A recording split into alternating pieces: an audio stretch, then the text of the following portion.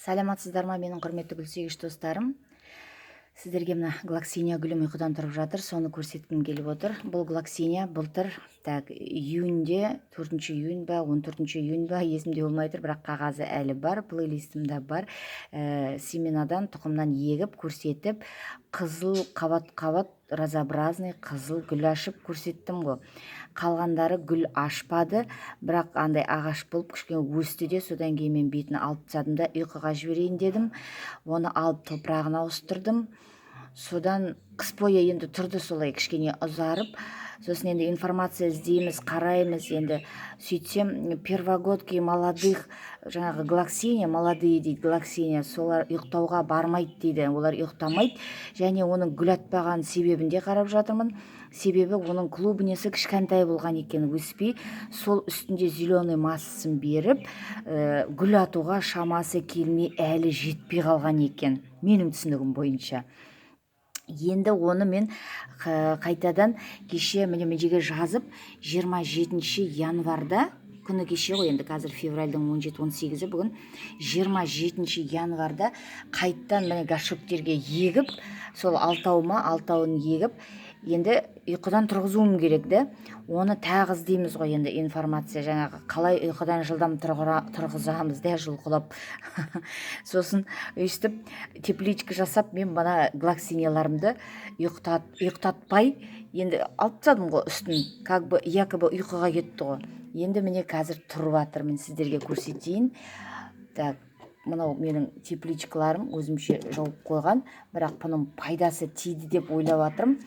Так, міне мына жерде бұл жерде кішкене қалыңдап екі жағынан шығып келатыр. Енді бұны біреуін жақсы бір стебелечігін тастап, екіншісін пасынка дейді ғой, пасынка, екіншісін алып, бұны атростық қылып отырғызам.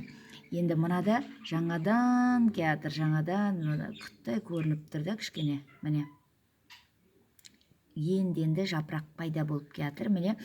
Так, мынау тоже міне өсіп келатыр, бұның топырағы свежий, қазір жақсы.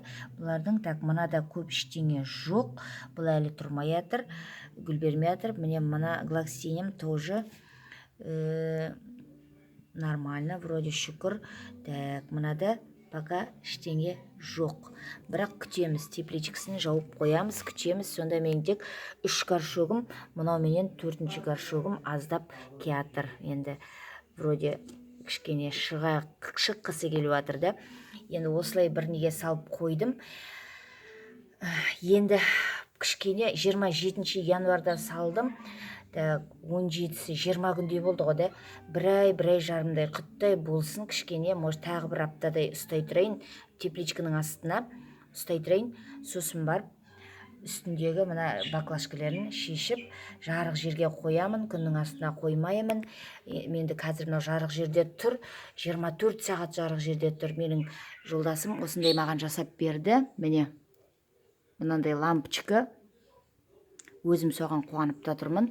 Лампочка жасап берді, мынандай шкафты да жасап берді. Соған қойып, міне гүлдерімді, атроскілерімді мына жерде. Қазір енді жарық аз ғой, енді күн ұзарып, түн қысқарады ғой. Енді күн ұзарып келатыр, бірақ сонда да әлі бұларға жарық жетпейді. Сол себептен осындай жарық жасап берді маған. Оған енді простой лампочка бармайды. Онда іздедік информация, жаңағы иллюминационный свет дейма, сондай свет керек екен. Сонысын жасап қазір қойып, гүлдерді соның астына қойып отырмын. Гүлдерім өздерін жақсы сезініп, жақсы отыр. Ешқандай созылып жатырғанда жоқ, күнге ұмтылып жатырғанда жоқ, сорайып өсіп кетіп жатқанда жоқ. Нормально, жақсы өсіп жатыр. Енді уақытылы су құйып, уақытылы жаңағы тыңайтқышын беріп, күтім керек болады. Тыңдағандарыңызға көп рахмет.